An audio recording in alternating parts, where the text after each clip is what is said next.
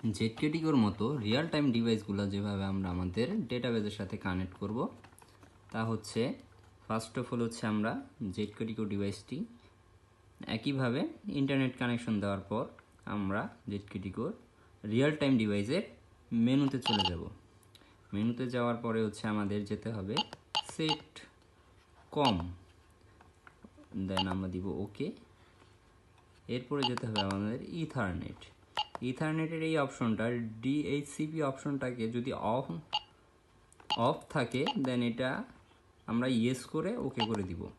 দেন এখান থেকে বের হয়ে আমরা যাব হচ্ছে সার্ভার সেটিংয়ে যাব। ওখান থেকে আমরা যদি আমাদের ডোমেইন নেম থাকে সার্ভারে তো এটা ইয়েস রেখে আমরা এখানে ডোমেইন নেমের জায়গায় আমরা ডোমেইন নেমটা বসাতে পারবো। যদি ডোমেইন নেম না থেকে আমাদের আইপি থাকে দেন আমরা হচ্ছে এটাকে নো করে দিয়ে ওকে দিয়ে এখানে সার্ভার আইপি অপশনটা আসবে।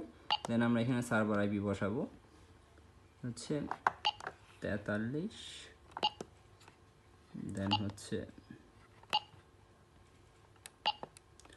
229,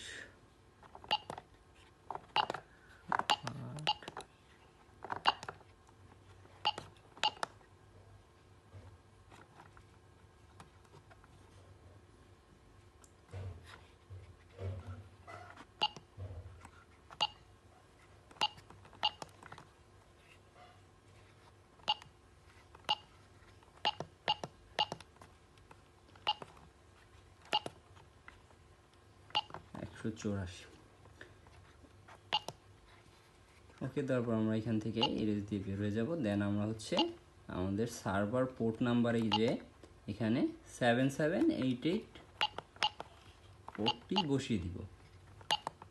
এতটুকু করলেই আমাদের রিয়েল টাইম ডিভাইসগুলোও কিছু সময়ের মধ্যে আমাদের ডেটাবেজের সাথে কানেক্ট হয়ে যাবে।